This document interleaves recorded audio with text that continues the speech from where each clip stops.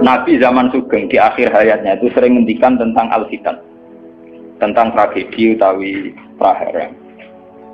Itu banyak riwayat yang bahkan Nabi itu pernah ngendikan, saya dan kejayaan Islam itu hanya berumur 36 tahun. Itu sampai menghitung periode 36 tahun. Juga banyak riwayat yang bahkan secara detail saya mencium turba, di mana nanti cucuku terbunuh di situ. Apa kamu gelisah Muhammad? Iya. Kata Jibril, jika kamu mau, saya tunjukkan di tanah mana nanti cucumu akan dibantai. Itu riwayat jauh sebelum Said Husain dibantai di Karbala. Termasuk riwayat-riwayat yang se-ekstrim ini. Jadi ini kan terus mengaji kalau ini bahwa nanti pada akhirnya sing mubun rokok itu rawung dolim tok, termasuk kita-kita sing soleh. Jadi sempat masuk swarga. Wong pontok haudun Nabi berarti mendekati nopo? Swarga. Bahkan bagian riwayat haudun Nabi itu fitnah. Makanya kalau ini cerita, ini kamu salah paham tuh. Orang Khawarij itu soleh-soleh wong. Justru karena kesalehannya itu melahirkan tragedi dalam Islam. Karena solehnya itu kemudian mengharamkan barang yang mubah, mewajibkan barang yang sebetulnya hanya sunnah. Penyakit wong soleh mesti begitu. Ada jajal awet kayak itikaf ning masjid seminggu, soleh seminggu. Enggak metu perpal perempuan, enggak menjagongan ning omah. Ora eling pengen. Padahal eling pangeran iso ning omah iso ning dalan. Cuma dekne selerane kan ilinge ning masjid. Wong itikaf seminggu kok gegere Kak. Enggak kalah.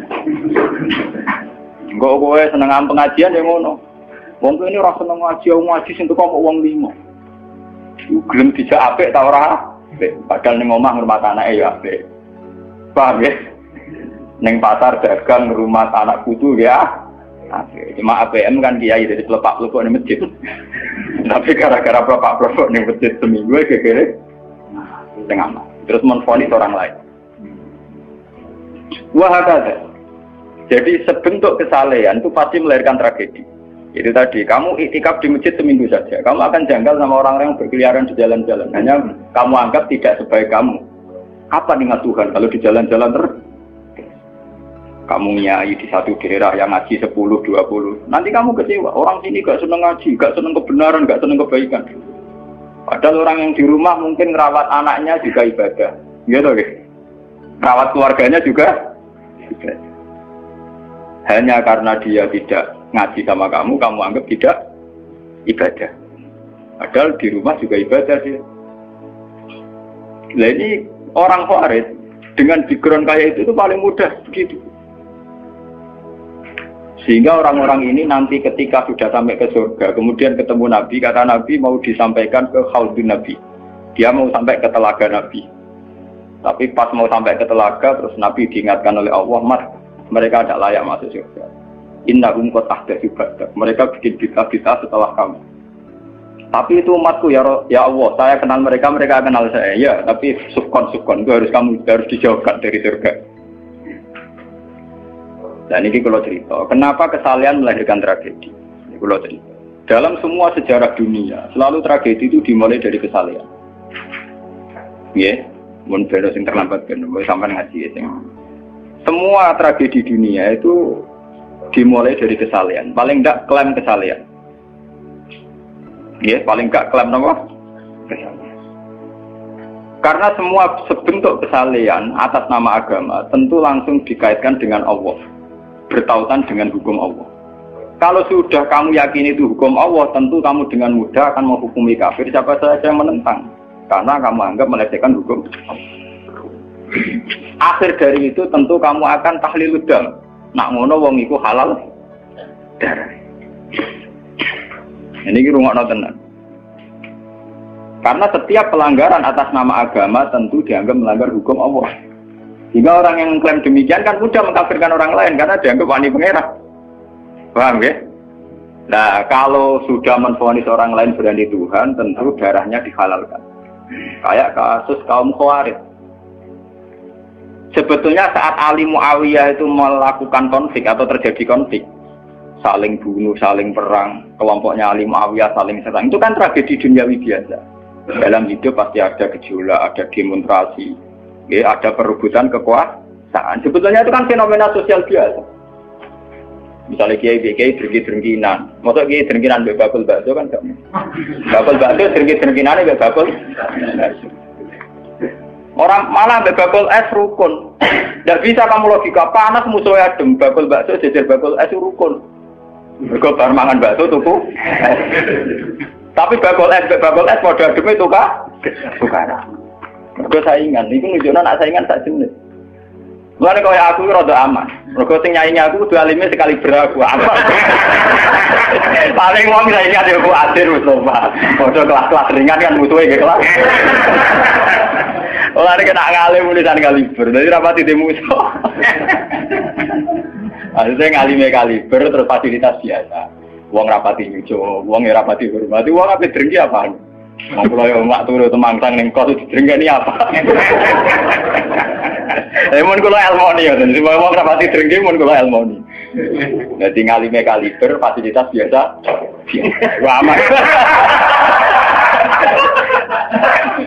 Lha kok iki. Aman, itu istihad. Jadi untuk menjaga keamanan. Ngalime ra kaliber ning dadi wong nyucup wong dobar, mesti wong mencep. Alim sepi kok wong dobar wis gegere gak karuan. Niku termasuk strategi ngadepi napa prahara. Artinya sakit ilmoni sebenarnya secara ijtihad itu bisa napa? Bisa ten. Lalu kula biasa lama-lama teng nggih kula mriko nggih umbal we anak kula. Enggak, nggih biasa ana mobil direm, Gus, monggo bareng kula. Kak, lagi benefit. Kula betul mobil, nah ono omah muter pirang-pirang. Nah itu memang gitu ya, karena kita trauma dengan sejarah. Ketika Khawarij meyakini Ali melahirkan sulmatan fiddin, melahirkan pencitraan agama. Salmatan fiddin, atau sulmatan fiddin itu pencitraan agama. Muawiyah juga dituduh demikian, salmatan fiddin. Akhirnya orang Khawarij lewat kelompoknya itu ada sekelompok orang yang ditugasi membunuh Ali, ditugasi membunuh Muawiyah, dan ditugasi membunuh Amr bin As di Mesir. Semua tokoh-tokoh besar Islam itu melahirkan tragedi Islam, harus dibunuh semua. Itu yang keputusan gitu itu lewat kesalehan. Mereka orang-orang soleh, orang-orang khusyuk, senang iktikaf, senang zikir. Dia punya keputusan sing lahirno tragedi dalam Islam. Makanya kamu jangan kaget, kenapa di Irak itu banyak perang saudara, di Mesir, di Sudan, di Khartoum, di Darfur, di Somalia. Itu kalau sudah perang berani mati, karena mereka mengatasnamakan agama. Nah, kalau agama berarti merasa dia punya titah Allah, titah Tuhan. Sehingga kelompok lain ya orang Sunni bantai Syiah, Syiah Ahmad itu biasa. Makanya kita disyukur, kalau bolak-balik ini kita harus syukur sebagai bangsa Indonesia. Bangsa Indonesia di filosofi berdaluri, soalnya bergemeng-gemeng ngelas yang berduri, orang terus ini kita syukur jadi wong Jawa. Cari rasa cocok, ya mau gerudal, misalnya rasa-rasaran kiai beda partai yang mau gerudal, bagus sekali. Karena ada sampai pembunuhan. Paling banter sing dikisi pelatihan ngirim tarmihim. Ayo tak pikir ramahan tim, tak pikir bodoh ramahan tim ya paling misalnya mati dikisi yang ngeluh sidik-sidik. Orang anti mati. Paham? Semenjak itu tragedi itu tidak dimulai dibunuh non-muslim, tapi dibunuh orang Islam. Semenjak peristiwa Ali Muawiyah. Dulu Umar itu matinya masih keren. Umar itu dibunuh oleh seorang Yahudi, Abu Lulu, seorang Majusi, Abu Lulu al-Majusi. Era Utsman banyak riwayat mengatakan yang membunuh itu banyak yang tidak Islam. Tapi era Ali, Muawiyah sampai Said Husain itu yang membunuh orang Islam semua. Bahkan sulahahum, orang-orang yang kategorinya soleh.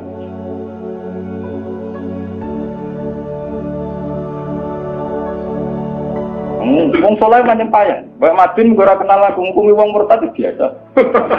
Karena daftar kemurtatan dalam kitab-kitab salaf itu terlalu banyak. Sama kalau ngaji Sulam Taufik, Sulam Safina itu betapa mudah orang-orang masuk kategori nomor. Mohon teng pondok kula rata rego ajaran. Wah ada sing kiai tanglet kula Gus yo mboten nglebokno ajaran iki pondok jenenge. Lagi bantah aku kok takok. Nak bantah, ya bantah-bantahan, nak takut tak jawab. Ini umum kalau perhitung dong, itu memang resiko. Resiko ada takfir. Bukan kita yang salah, kita kalau tidak punya khazanah banyak itu resiko. Jadi kalau baca kitab gitu itu harus punya khazanah yang lain yang apa? Banyak. Sehingga tidak mudah mentakfirkan orang atau memurtadkan orang. Semenjak Ali Muawiyah tragedi, karena kelompok-kelompok soleh itu menvonis Ali itu murtad atau Muawiyah itu murtad, kemudian diteruskan kalau gitu halal darahnya, akhirnya dibunuh. Ali ya dibunuh, Muawiyah ya seringkali mengalami percobaan dibunuh. Jadi kalau kan nanti cerita tengah sini, jadi Ali hasil dibunuh, yang Muawiyah sebetulnya subuh itu juga dibunuh, tapi pas itu Muawiyah meriang, yang imami itu wakilnya, sehingga yang dibunuh wakil. Mulane kalau bolak-balik cerita ning dinggon nek wong kesolen mesti pintu-pintu. Wong kuwaris sih pintu-pintu. Wong ngongkon killer, ngongkon pembunuh bayaran kok tarife ngene. Lah Muawiyah ki sapa? Pokoke sing imami subuh. Ora disifati ciri-ciri spesifik mboten. Pokoke sing imami subuh. Lah Muawiyah subuh pria. Wong wong imam ya dadi materi. Wong apa jenenge? Apa itu istilahnya tugas-tugas yang super bahaya kok tarifnya pokoknya senyum subuh. Wah kemproh. Wah ini sing piye kotak tapi iya tanggungnya sing piye. Kemudian polisi di sekitar. Oh ora tarifnya pokoknya sing imami. Imami ya meriah. Nasibnya apa? Jadi ora pembunuh profesional. Walhasil semenjak itu tragedi dimulai dari takfir. Setelah itu ada era Muawiyah punya anak Yazid. Yazid ada isu dia senang nyabu, senang ngeflek. Dia orang yang nakal saat jadi pemimpin. Orang Islam si sholat tersinggung. Wong kok dipimpin wong dolim. Orang Islam ekstrem wong kok dipimpin wong ra sholat, wong ra bener kok mimpin wong bener. Akhirnya Madinah bergejolak. Madinah bergejolak ini kemudian banyak yang mervokasi Said Husain supaya ngambil alih kepemimpinan sinten. Sampai tak cerita ini tragedi ke saya. Walhasil Said Husain akhirnya lewat bantuan orang-orang Kufah. Orang Kufah itu saat ini dari wilayah Irak. Ya. Jadi kayak Kufah, Asfahan, terus Nahrawan itu ikut wilayah Irak. Ketika Irak pecah dengan Iran, ikut wilayah apa? Iran. Dulu yang situ semua itu namanya orang dulu kalau bilang itu Kufah sama Basra. Gitu, okay. Makanya kalau di kitab-kitab Nahwu semua kitab salah kalau bahasakan kawasan itu, kalau tidak kawasan Kufah ya apa? Basra. Sekarang di bahasa internasional lebih dikenal Irak semua. Tapi kalau dulu orang bilang itu Kufah, Basra, Nahrawan, Asbahan, Khurasan. Itu kan dan Rosamban. Orang-orang Kufah datang ke Madinah.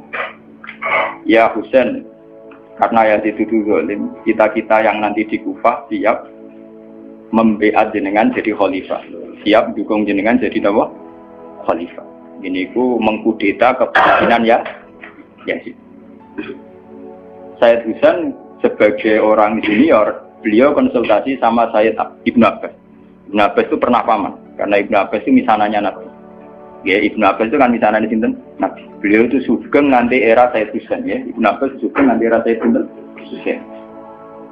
Ketika Said Husain konsultasi sama Ibnu Abbas, dihentikan ini, Yabna Ammi, Al-Kufah la tafi. Sopo sing ape dukung kowe? Tiang Kufah ya Ammi. Wong Kufah atau jujur. Wong Kufah itu bulat gak welet. Al-Kufah la tafi. Wong Kufah nak janji atau nepak? Dulu kayak kawasan Kufah ini sampai kalau cerita sejarah, bin zaman roh. Kan tiap daerah kan terkenalan dewe-dewe. Ono daerah terkenal bedol guri, ono daerah terkenal badoan. Ibu tenan ora tiap daerah kan terkenalan dewe-dewe. Yang repot terkenal bedol guri, ono terkenal kayak Madura baso. Ono terkenal daerah, oh daerah kono medhit kabeh. Nah, kalau nang Sunda wah wani wong lanang kan tiap daerah dia terkenalan sendiri-sendiri. Paham ya karena perilaku budaya orang mesti diciri. Nah, itu di era itu Kufah itu punya ciri khas Al-Kufah la tafi. Wong Kufah mesti beraju. Tenang. Walhasil akhirnya Said Husain minta maklum ya, minta supaya dimaklumi. Ya Ami, saya ini sudah bertekad untuk menuruti permintaan orang-orang Kufah. Jadi meskipun paman saya melarang, saya tetap berangkat. Kata Ibnu Abbas, ya sudah kalau itu jadi keputusan kamu. Mulane Said Husain terkenal Said sing brengkel. Mulane kena dititeni. Said sing turunan Husain niku rata-rata brengkel-brengkel. Enggak, kados orang Iran itu rata-rata Sayyidnya Husain. Kados Abdul Qadir, kados Sayyid Muhammad itu Al-Hasan. Makanya kalau Sayyid Muhammad itu Al-Hasan, rata-rata karena Sayyid Hasan dulu itu yang punya keputusan amul istima. Jadi tidak mau perang. Sehingga era Sayyid Hasan yang dikatakan amul istima. Tahun bersatunya umat. Era Husain betul. Walhasil wala-wala cerita Sayyid Husain kersok dibawa orang Kufah menuju Irak. Pas sampai Karbala. Itu Sayyid Husain bilang gini sama pengawal-pengawalnya, ini sampai mana? Ini Karbala ya Husain. Saya Husain hadihi karobun wa balaun. Ini karobun, kesusahan wa balaun dan tragedi ujian. Delalah pasukan yang dikirim Yazid bunuh Sayyid Husain ya pasti mudi Karbala. Dan itu yang diperingati orang Syiah di 10 Muharram yang disebut tragedi Karbala. Makanya bendera-bendera Syiah itu tulisannya ya Husain, karena orang Syiah meringati hari meninggalnya Husain itu jadi hari suci betul. Dari besarnya orang Syiah itu hari tragedi Kabupaten Sinten Husain, yaitu di Karbala. Nah kemudian versi cerita itu bulat. Kalau versi Sunni, karena sini model Kiai Indonesia, model versi Husnudzon, itu jari ini pengawalnya Muawiyah itu tidak disuruh bunuh, disuruh konsultasi saja. Cuma mereka overacting bunuh. Sehingga dalam keyakinan Sunni bahwa Yazid itu tidak dosa-dosa amat karena tidak nyuruh nama. Tapi nak cara Syiah, nyatanya mata ini kok dikelah-kelah, mata ini ya mata ini. Wah semenjak itu lahirlah kelompok Syiah besar-besaran. Siapa yang berbau Yazid, berbau Umayyah harus dibunuh. Kemudian dendam ini dijilmakan menjadi kelompok besar di dunia. Ini itu Syiah. Nanti sama. Sebenarnya Syiah itu nak muji-muji kaya-kaya agama itu dimulai Husain. Yes. Wes ngono Husain delalah bin Ali. Di Nabi Muhammad, idola sentrale Ali. Terus yang dianggap kesatria prajurit nopo Husain. Sehingga agama versi Syiah itu ya 3 itu. Muhammad, Husain, Ali. Karena referensi agama Syiah itu hanya ini. Ali zaman sugengnya Nabi ya terkenal pahlawan perang, terkenal kesatria perang. Husain ya kesatria perang. Sehingga orang Syiah tidak punya rujukan kecuali sejarah kesatriaan. Ngadepi Musa wani mati. Kata Iran saat ini Ahmad bin Yazid itu orang Iran perasaannya begitu. Ngadepi Musa mati, wani mati. Itu perasaannya ahli sunnah, karena ahli sunnah idola no sahabat sing kuno ya idola. Sing ora jelas ya napa? Idola. Wah, akhirnya sahabat macam-macam. Jale matur idola no sahabat topo sing nak ono perang mirip. Terus Mustafa idola no topo sing ora jelas penting itikaf. Itu kelebihannya Sunni karena ngakui semua sahabat jika perilakunya variasinya buah banyak. Lho tenan iku boten kuyon lho. Karena variasi idolanya apa? Banyak. Jika orang Sunni bentuknya begitu-begitu. Mungkin tidak kebetulan. Mungkin tidak kebetulan ngene. Oh pengamat itu ngamati sholat yang paling pusing. Bukan harus yang standar. Sholat Muhammadiyah, PKS, Salafim di standar. Caranya yang pusing. Dia ini terkenal alim. Allahu Akbar. Orang yang waswas. Allahu Akbar. Allah.